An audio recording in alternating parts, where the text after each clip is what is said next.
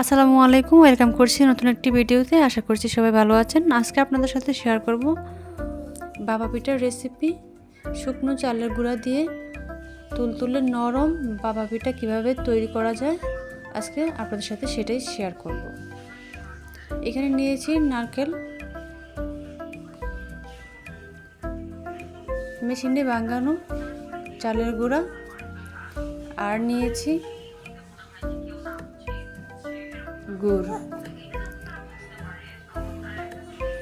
আর ছিল ঠান্ডা পানি, নর্মাল যে পানিটা থাকে সেটাই, আর লবণ।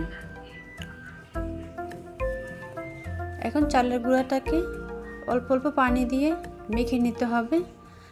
এমনভাবে মাখাতে হবে যেন দলা পেকে না যায়।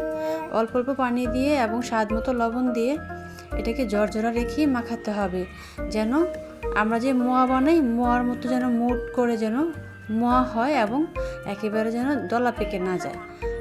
ব্যাপারটা এরকম হবে, একদম দলা পেকেও যাবে না, আবার একদম জর্জরা হবে না, মিডলে থাকবে। ব্যাপারটা হচ্ছে মিডলে থাকবে, তাহলে আপনার বাবা পিঠাটা খুব সুন্দর হবে। বেশি জর্জরা হলে ভেঙে যাবে, আবার বেশি পানি দিয়ে ফেললে আঠালো হয়ে যাবে।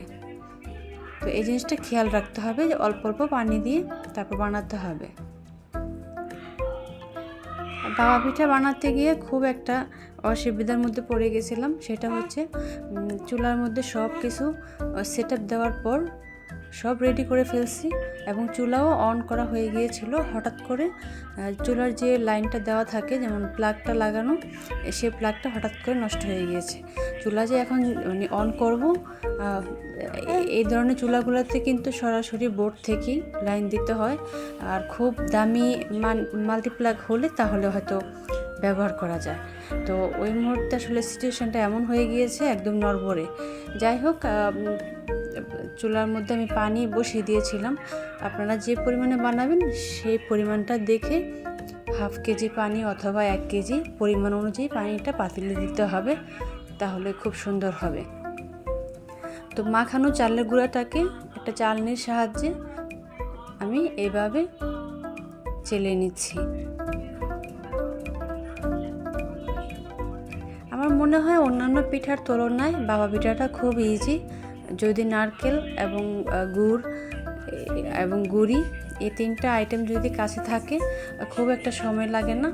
এই যে দেখতে পাচ্ছেন আপনারা, জর্জরা কিন্তু হয়েছে, মানে একটার সাথে কিন্তু একটা লেগে যাচ্ছে না, আবার একেবারে কিন্তু জর্জরাও হয়নি, মানে একটা ব্যালেন্সের মধ্যে রাখার চেষ্টা করেছি। একটা মজার বিষয় কি, আজকে কিন্তু ফার্স্ট টাইম যে আমি বাবা পিঠা বানাচ্ছি এবং সেটাই আপনাদের সাথে শেয়ার করছি।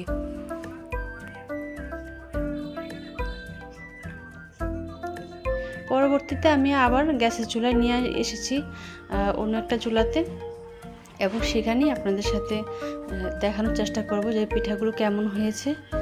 কারণ ইনস্ট্যান্ট আসলে সব রেডি হয়ে গিয়েছিল, চাইলেই অনেকক্ষণ রেখে বা ঠিক করে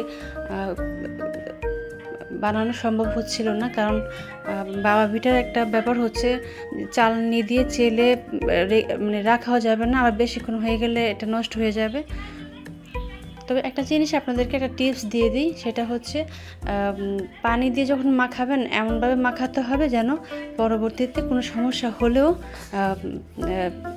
তখন কিছু করার থাকবে না।